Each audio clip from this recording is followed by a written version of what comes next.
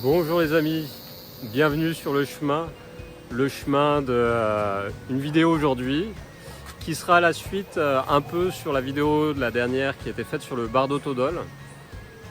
C'est une vidéo qui sera sur, comme je vous parlais à la fin de la dernière, sur les états de conscience modifiés qui emmènent des transformations de la conscience et sur des enseignements que nous donnons au temple pour arriver à ces états de conscience modifiés et à ces expansions, ces transformations de la conscience. Donc aujourd'hui, là je rentre d'une balade de quelques heures de ressourcement dans la nature, entre le travail du cabinet et puis voilà, une nouvelle vidéo qui se fait. Et dans les lectures de cet endroit naturel où je me trouvais, au bord de la cachoeira de Vargem Grande, je souhaitais vous faire une synthèse un peu de ces écrits que je relisais, que je lis depuis quelques années et que je m'en imprègne, je m'en inspire. Et cette vidéo portera sur le féminin sacré, autant dans l'hindouisme que dans l'islam. Voilà, à tout de suite.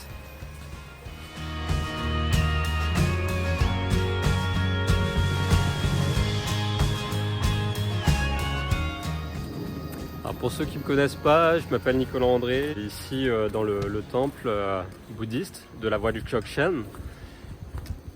Et dans ce temple, nous donnons des enseignements de la folle sagesse. Donc ces écrits que je lisais dernièrement, ce sont des écrits de Daniel Odier. Daniel Odier qui est un professeur enseignant du yoga tantrique, des tantras du shivaïsme du Cachemire. Et c'est deux livres très intéressants que j'ai lus, qui est sur le tantra yoga, et sur aussi la folle sagesse des yoginis. Je mettrai des petites images en lien de la vidéo. Parle des textes shivaïstes qui sont la source même de cet enseignement du Dzogchen que nous donnons dans le Vajrayana, de la voie du diamant. Et parle beaucoup du féminin sacré, surtout dans le deuxième qui est sur les yoginis. Alors qu'est-ce qu'une yogini ? C'est une femme qui a reçu des enseignements du shivaïsme et qui transmet la structure traditionnelle du yoga pour arriver à une transcendance par des enseignements de la connexion avec l'atma, c'est-à-dire son soi, son corps spirituel, sa nature la plus haute spirituelle, pour la connecter avec Brahma, par le Mahamudra. C'est une symbolique et une pratique, le Mahamudra, qui emmène à un état d'expansion de conscience. Et cet enseignement qui est donné au travers le shivaïsme du Cachemire sont des textes très anciens qui permettent de comprendre la source de notre réalité dans laquelle nous vivons, une réalité dualiste, une réalité où on parle du bien, du mal, et aussi du jour, de la nuit, du masculin, du féminin. Et cette présence que nous pouvons vivre dans la transformation qui est dans le Mahamudra emmène à une libération de l'être. Une libération qui emmène vers la transcendance. Donc dans l'islam, la vision du féminin qui est très représentée comme dans la Bible par Marie. Marie est souvent citée dans l'islam, dans les sourates. Ce féminin sacré se retrouve dans toutes les traditions.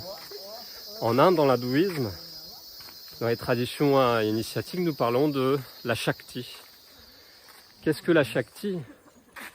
La Shakti est tout ce que nous pouvons voir autour de nous, la nature, notre nature humaine, notre nature matérielle, tout ce qui est perceptible par nos cinq sens, et la Shakti. Et lors d'une initiation, d'un enseignement qu'on reçoit au temple, nous pouvons vivre une connexion qui s'appelle la Shaktipat. C'est une initiation qui est donnée aux disciples, qui la reçoit quand il est prêt. et permet de vivre cette connexion au fil du temps de la digestion de l'initiation à ce Mahamudra. Ce féminin sacré, à notre époque actuelle, d'après ces textes sacrés indiens, nous parlons que nous sommes dans une époque de fin des temps, hein, comme dans la Bible, on parle de fin des temps apocalyptiques. L'Apocalypse qui est le voile qui se lève hein, pour découvrir la vérité. Ces textes shivaïstes permettent de prendre conscience comment se connecter à sa nature la plus pure, que nous appelons ici dans notre temple bouddhiste de la voie du Dzogchen, la nature Bouddha, notre nature spirituelle. Elle fait face à notre nature qui est beaucoup plus pesante, beaucoup plus dense, beaucoup plus matérialiste, notre nature égotique. La nature égotique, dans les enseignements que nous donnons au temple, on apprend à en prendre conscience hein, grâce aux pratiques. Ça nous met face à notre ego, face à nous-mêmes, qui n'est pas évident souvent pour les personnes qui ne sont pas totalement prêtes à faire face à leur intégrité, de sous-personnalité. Pour ça, on a des outils tels que l'énéagramme, hein, qui est un outil traditionnel de plusieurs traditions ésotériques de différentes parties du monde. Hein, l'énéagramme, on le retrouve chez les soufis, on le retrouve au Tibet. D'ailleurs, ça a été récupéré du Tibet pour le monde moderne commercial, qui s'en est saisi pour, comme les thérapies modernes, pour au contraire renforcer des personnalités de notre ego, pour mieux s'intégrer dans le monde. Que normalement, c'est un outil ésotérique qui est utilisé pour apprendre à connaître ces parties de soi qui sont dans l'ombre et savoir les transformer. En tout cas, comme le disait Shakespeare, savoir jouer plusieurs rôles dans une pièce de théâtre et ne pas refuser les rôles pour mieux les intégrer en nous. Donc cet énéagramme, ces 9 couleurs qu'on trouve dans l'énéagramme nous permet de prendre conscience de 9 comportements dans lesquels on peut se cristalliser hein, dans notre ego. Donc on parle de comportements qui sont en intégration, hein, c'est des facettes de notre ego qu'on intègre, ou en désintégration. Donc ça c'est le travail qu'on fait en thérapie avec les patients, les personnes qui attendent avec patience de se découvrir, hein, pour décrire le terme patient. En tout cas, les personnes qui viennent recevoir un enseignement et puis un effet miroir dans l'échange ou dans la conversation, il y a des manifestations de mémoire qui viennent et puis qu'on apprend à regarder et à s'en détacher et pour mieux les transformer. Et des fois, ce monde moderne nous pousse à se conditionner qu'on voit dans un thème de numérologie, d'astrologie, à des comportements de notre ego qui appartient au chemin qu'on vit et que si on ne se connaît pas hein, au travers un thème astral d'astrologie ou un thème numérologique, si on ne fait pas une étude de ces pratiques qu'on trouve dans la voie du sacerdoce, hein, qui est là pour aider à se libérer d'une réalité dans laquelle on peut être enfermé en boucle, on peut se voiler la face et se perdre dans des illusions. Donc c'est un outil ésotérique qui, comme l'astrologie, la numérologie, l'énéagramme, sont des outils qui permettent, une fois qu'ils sont étudiés et mis en pratique, à mieux connaître le monde en se connaissant mieux, hein, comme ce qui a été marqué à l'entrée des temples grecs. Connais-toi toi-même et tu connaîtras l'univers et les dieux qui l'habitent. Ça permet de réintégrer ces parties de soi qui sont totalement en discordance ou qui sont oubliées, endormies. Hein, comme un sommeil profond. On n'est pas forcément connecté tout le temps à cet état profond de nous-mêmes. Et par effet miroir, hein, vu que la majorité des personnes sur Terre qui sont pris dans un voile d'illusion qu'on appelle le samsara dans le bouddhisme, projettent à l'extérieur d'eux les expériences qu'ils doivent vivre pour mieux se connaître. Mais Mais tant que les personnes, en général, ne font pas un minimum, un petit effort pour se connaître, ils sont pris dans une trame de réalité qu'on appelle la ligne du destin. Et cette ligne du destin, dans les écrits, dans les traditions, on dit que nous avons le libre arbitre, hein, et on a le libre arbitre de rejeter notre destin ou de l'accepter. Alors quand on l'accepte, on lâche prise, on se fait emporter par ce qu'on doit vivre, et puis on peut en prendre plaisir, hein, on peut même remercier, rendre grâce à Dieu, tel qu'il est écrit dans le christianisme, de rendre grâce à ce qu'on reçoit, que ce soit agréable ou désagréable, et pour mieux intégrer ces parties de nous-mêmes, hein, ces expériences qu'on doit faire pour se connaître. À la dernière vidéo que j'avais faite sur le Bardo Todol, j'exprimais que la réalité qu'on vivait tous les jours dans notre monde matériel, c'est une réalité qui a plein de facettes. Donc on peut se perdre dans des mondes infernaux, hein, on est pris par nos désirs, on rejette des parties de nous-mêmes qu'on n'accepte pas. Il y a des symboles qui sont marqués comme ça dans le tanka du Sipai Korlo, hein, c'est un tanka qu'on étudie ici au temple, c'est la base de l'enseignement d'ailleurs du sutra du Pandri. Et il y a des forces comme ça qui nous poussent à désirer, à rejeter ou rester dans l'ignorance. Et ce travail qu'on fait dans l'œuvre de cheminée, hein, cheminée, remonté par la cheminée aussi, un jeu de mots, c'est pour apprendre à mieux découvrir les facettes cachées de notre réalité, hein, en cheminant, pour arrêter de les rejeter, pour mieux les intégrer, pour voir ce qu'on désire, qui est des fois qui n'est pas forcément une voie vers l'éveil. Hein, en tout cas dans le chemin du Dzogchen, on souhaite mettre tous nos désirs au service de l'éveil, en aidant les autres à s'éveiller, hein, c'est la voie des bodhisattvas. Hein, ils se libèrent, c'est un vœu que j'ai fait moi en rentrant au temple, c'est se libérer des illusions du samsara en aidant les autres à se libérer. Boa tarde. Olá, boa tarde.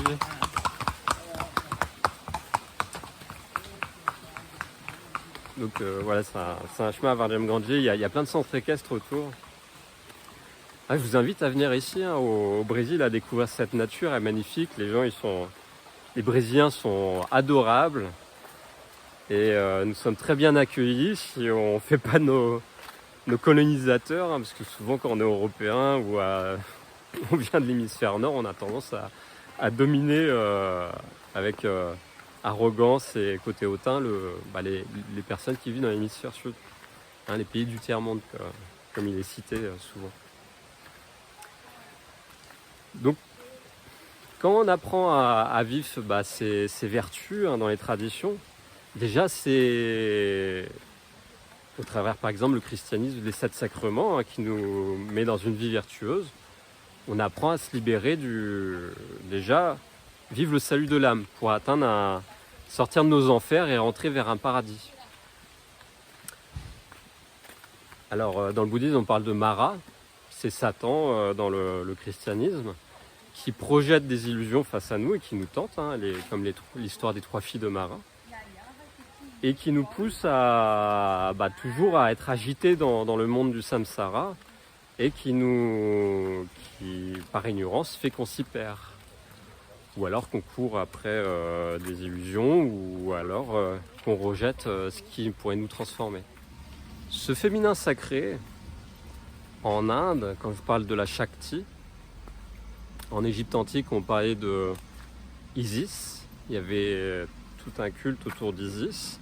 Il y avait même des prêtresses à l'époque de l'Égypte antique qui étaient des temps préservés à la prière et à Isis, qui travaillaient des forces de réalité qui étaient dans la sexualité sacrée, qu'on étudie dans les textes tantriques indiens, qui est aussi une voie de libération. Quand je parlais des yoginis, ces yoginis sont les les femmes des yogins, c'est-à-dire des hommes, qui, quand un couple est ensemble, un yogin et une yogini, peuvent vivre ce Mahamudra dans la relation de sexualité sacrée. Et quand je parle d'hommes et de femmes, ça peut se vivre aussi dans une réalité de vie homosexuelle, de la rencontre en fait de ce féminin sacré à l'intérieur de soi, et d'être un bon père, un papa poule ou une maman avec une force masculine qui peut trouver ce centrage d'équilibre entre le féminin et le masculin en soi pour atteindre un chemin d'éveil. Et puis au-delà de l'éveil, la réalisation jusqu'à la grande libération, le Mahamudra, que les Mahasiddhas expriment dans leur enseignement. Alors plein de termes indiens, des termes sanscrits. Mahamudra, c'est-à-dire quoi? C'est la grande libération. Mahasiddha, c'est-à-dire quoi? Mataji. Mahasiddha, c'est les maîtres d'Inde, les siddhas, qui donnent des enseignements, qui donnent Shaktipat au travers les cérémonies et qui permettent de se libérer à travers l'initiation et l'enseignement, de mettre en pratique les techniques tantriques, comme on voit dans le Shivaïsme du Cachemire, pour se libérer du voile des illusions, du samsara, de la maya, comme on dit en Inde, ou du voile d'Isis à l'époque de l'Égypte antique. Et dans l'islam, je parlais un peu d'islam parce que je suis né catholique dans une voie judéo-chrétienne et me sentant profondément chrétien par mes études sur René Guénon et en rencontrant beaucoup d'ailleurs de personnes dans l'islam, en vivant en banlieue parisienne quand j'étais jeune. Et de fil en aiguille, au fil des années, il m'est arrivé de rencontrer des soufis. Et dans le soufisme, la pratique des tariqats soufis, nous mettons en place des techniques qui ressemblent beaucoup au shivaïsme du Cachemire, dans les tantras, pour apprendre à se reconnecter à cette nature divine autour de nous, au travers la nature, et aussi cette nature divine en nous, de faire le point entre les deux, l'intérieur et l'extérieur. Et cette dernière vidéo que je faisais sur le Bardo Todol, à la fin, je vous disais, je ne vais pas vous parler d'un sujet parce que ça va prendre trop de temps, ça demande de faire une autre vidéo. Alors, cette vidéo est une introduction un peu à ce sujet que je n'avais pas abordé. Donc ces états de conscience modifiés, dans les plus hauts degrés du yoga, tels que les Yoga Sutras de Patanjalim, nous parlons des états de conscience qui s'appellent le samadhi. Et le samadhi, il y a plusieurs degrés de libération, jusqu'à la libération ultime, le mahasamadhi, où dans le Dzogchen, on voit qu'une personne qui a développé sa nature Bouddha peut se libérer totalement du samsara et vivre une transformation par un développement d'une technique qui s'appelle se libérer par le corps d'arc-en-ciel. Et nous pouvons le voir au travers les répétitions des verbes sacrés dans l'islam et aussi des mantras, des verbes sacrés dans l'hindouisme, aussi dans le bouddhisme, qui a cette reconnexion avec le féminin profond, sacré, dans sa nature lumineuse, sa nature sombre, avec le masculin sacré en nous, sa nature lumineuse, sa nature sombre. Pour accepter la totalité en fait, la totalité de l'existence à l'extérieur et aussi de notre existence intérieure. Alors, tout à l'heure, je vous parlais de l'ère, des ères de réalité. Je vous parlais du Kali Yuga. Donc, on peut voir qu'il y a 4 âges, voire 5. Ça dépend dans quelle tradition nous regardons. Mais on va réduire à 4. Il y a un âge d'or, où la civilisation est pleinement développée, c'est un cycle de civilisation. Ça, Platon en parle très bien dans République de Platon, dans le banquet, à un moment, on parle des cycles comme ça civilisationnels. Donc une grande civilisation où des êtres humains sont très développés spirituellement, vivent en harmonie, c'est l'âge d'or. puis la civilisation qui dégringole en état de conscience et aussi dans sa richesse, c'est-à-dire de connaissances matérielles ou d'équilibre, elle passe à un âge d'argent. Alors souvent c'est une dégénérescence de société. Dans chacun des êtres humains, c'est en phase avec les forces de la nature. Ces forces qu'on appelle un déterminisme historique. Comme une horloge, c'est cyclique. Et on revient au début d'un cycle, à avoir passé différentes épreuves. Et ça, on peut l'étudier en astrologie. Les Indiens calculent très bien, avec leurs notions sacrées, des textes, ces périodes de cycle. Et jusqu'à l'âge de fer, en passant par l'âge de bronze, l'âge de fer est appelé le Kali Yuga. Le Kali Yuga, c'est un âge lié à la déesse Kali, une ère du temps où les êtres humains perdent conscience de leur nature spirituelle, jusqu'à malheureusement perdre leur âme, c'est-à-dire mourir même au niveau spirituel. Et ce Kali Yuga, nous sommes à la fin de ce cycle apparemment, d'après les textes. Donc la Bible parle de la fin des temps, l'Inde parle aussi de la fin du Kali Yuga, et parle d'une mise à l'épreuve pour chaque être humain, de se connaître parmi le plus grand des chaos de l'ignorance. Et seuls ceux qui font un effort constant, jour et nuit, dans ce désir d'évoluer et de se transformer, vont vers cette libération. Et puis le cycle montre aussi que ceux qui ne se mettent pas dans cet effort vont être comme compressés dans cette réalité qui est très pesante quand il n'y a pas une constante mise en place dans ces pratiques de libération. Alors, ça pourrait être vécu ou vu comme très moraliste, où le sacerdoce fait peur et pour pratiquer jour et nuit. Et puis il y a cette vue dans le tantra yoga, dans ce tantra, dans les textes liés à ces initiations tantriques, que c'est pas forcément en se mettant dans un temple tout le temps, jour et nuit, à faire des mantras, des prières, qu'on peut trouver cette libération. Et c'est peut-être aussi par une acceptation et une prise de conscience de la réalité, pour se libérer en acceptant de vivre aussi, de jouir des plaisirs de ce monde, et de se libérer avec.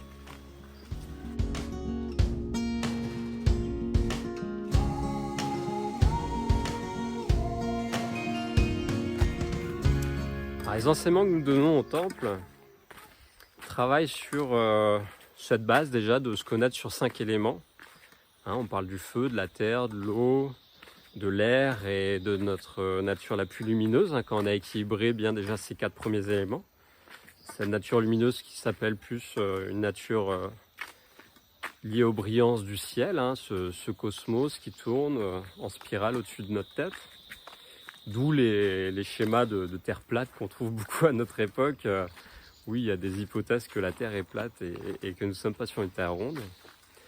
Bon, ça c'est un sujet qui a fait beaucoup de remue-ménage ces dernières années, qui a perdu les personnes les plus désireuses de découvrir, mais qui sont un peu perdues sans avoir un fil rouge d'un enseignement traditionnel, d'un enseignant spirituel.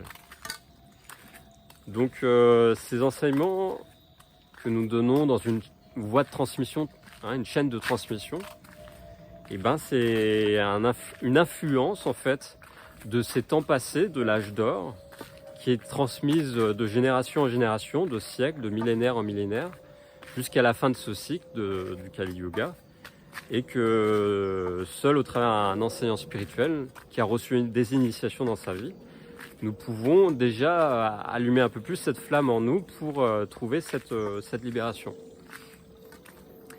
Il est dit aussi que dans un chemin de réalisateur solitaire, pas obligé d'être en lien avec un temple, il arrive dans des voies de la mystique que des personnes se libèrent, tel qu'on a pu voir des saints chrétiens se libérer de beaucoup d'illusions.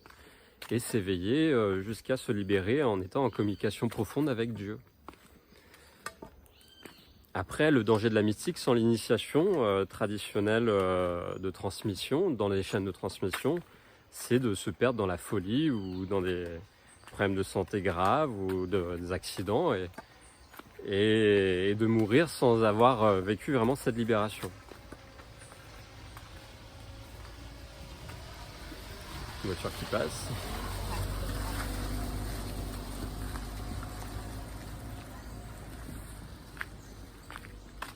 Donc,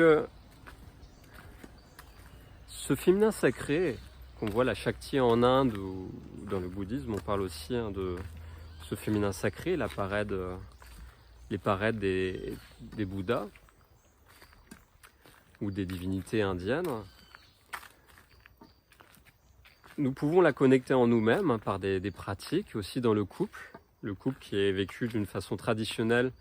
S'il est sain, s'il est bien éveillé à un chemin pas qu'exotérique dans une tradition qui peut se perdre dans le dogme religieux, mais qui peut, jumeler, ce couple s'il peut jumeler un chemin ésotérique, c'est-à-dire une compréhension avec la gnose, telle que les enseignements que nous donnons au temple, pour s'éveiller à cette nature spirituelle et la coupler ensemble dans le couple. Et il y a une forme de libération totale qui peut se créer pour aider les autres à se libérer. Parce que le piège, c'est de faire un peu comme les écrits de Dante, le pacte de Faust, de trouver la pierre philosophale et de la garder pour soi et de perdre son âme. Ça, c'est le piège des alchimistes, de vouloir trouver et l'accaparer et de ne pas le lâcher.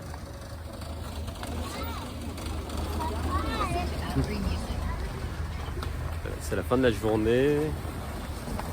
Aujourd'hui c'est férié, c'est le fin de carnaval, donc il y a beaucoup de personnes qui passent là, dans la nature, c'est assez rare de voir autant de monde comme aujourd'hui. Et c'est agréable aussi d'être dans la nature, de voir les Brésiliens enfin se balader, parce que souvent ils travaillent énormément, les Brésiliens, c'est impressionnant. Ils travaillent beaucoup et ils gagnent souvent très peu. Et moi, je suis vraiment admiratif de voir comment ils sont dans cette passion du Christ, la souffrance, ils prennent sur eux avec gentillesse en plus. Quand c'est pas comme partout, il y a des escrocs, il y a des gens qui profitent. Et voilà, moi je les trouve superbes. C'est des familles très gentilles, très accueillantes que j'ai rencontrées dans mon chemin en tout cas. Face aussi à d'autres des escrocs qu'on a eu qui nous ont bien arnaqués dans le temple et qui est bientôt fini pour eux parce que la justice est en train de régler l'histoire et on a été très patients. Et ça, c'est les cycles au niveau de l'astrologie, on peut l'étudier. On peut voir qu'il y a des cycles où il vaut mieux rester silencieux, prendre sur soi, respirer les attaques, c'est une pratique du tantrisme, c'est-à-dire de prendre la charge et de donner toujours la possibilité à l'autre de se transformer, de changer, et jusqu'à ce que l'épée de Damoclès ça tombe sur la tête de ceux qui ne sont pas du tout en phase avec les lois spirituelles, et que ceux qui font un travail sur eux, comme la Shanga bouddhiste, qui respecte les règles de ne pas tuer, ne pas voler, ne pas mentir, dire la vérité, qui sont les 3 joyaux de base quand on fait une prise de refuge dans un temple, et il y a un retour juste. Et ce retour juste, il se manifeste souvent par un chemin qui était bloqué. Le chemin se réouvre et puis une abondance se crée en ayant été patient, en étant au creux de la vague, d'attendre que le vent tourne. Et puis pour ceux qui ont bien suivi les préceptes, ça devient un peu plus libéré pour continuer à développer le projet et puis qui est en lien avec la voie divine, symbolique, face au diable qui attaque souvent dans une forme de débilité, qui n'a pas conscience du symbole. Le féminin a une très grande place dans l'univers, c'est la matrice qui crée est féminine, qui crée la vie, l'enfant, et aussi la matrice cosmique qui manifeste. Et donc la femme a a un très grand rôle dans cette réalité. Quand elle suit les préceptes, et puis quand elle ne suit pas les préceptes, toute sa puissance de manifestation rentre dans ce côté de Kali destructrice. Hein, le féminin peut être très sombre et destructeur, comme le masculin. Et à voir que le féminin, comme on dit, il y a toujours une grande femme derrière un grand homme. Je sais pas si ça se dit, mais derrière des personnalités qui ont beaucoup aidé, des personnalités masculines qui ont beaucoup aidé au développement de l'humanité. Souvent, dans l'ombre, très discrètement, il y avait une femme qui soutenait, qui prenait soin, qui pansait les plaies, qui faisait à manger, qui s'occupait de la communauté, du bien-être de la communauté. Et même avec ses problèmes personnels, le féminin, quand il est lié au sacré et à la tradition, elle prend beaucoup en charge sur elle. Et c'est tout l'aspect de Marie. Et je parle de Marie parce qu'on arrive ici à petite église à la fin du chemin qui est dédiée à Nossa Maria. Très belle église. Je vous emmène voir. J'ai des fois prié. On ne peut pas y accéder aujourd'hui, mais je vous montre un peu.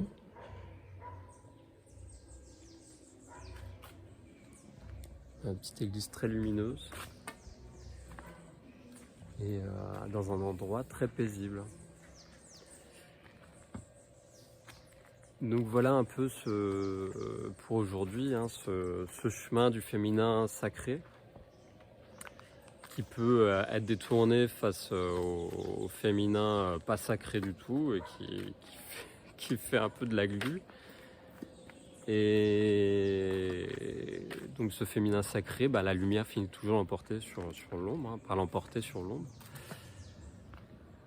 Et moi je vous invite à être patient, à être vigilant, à être résistant et puis à prendre soin de vous, de prendre soin des autres aussi, de ceux que vous aimez, pour manifester cette libération, ce retour à l'unité par ce Mahamudra et devenir autant pour recevoir des enseignements dans ce que nous pouvons donner pour mettre en pratique ensuite dans votre chemin.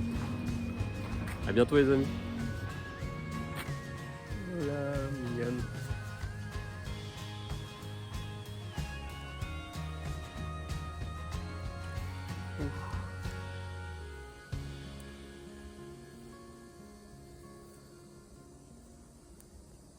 Sauvé. Chaud.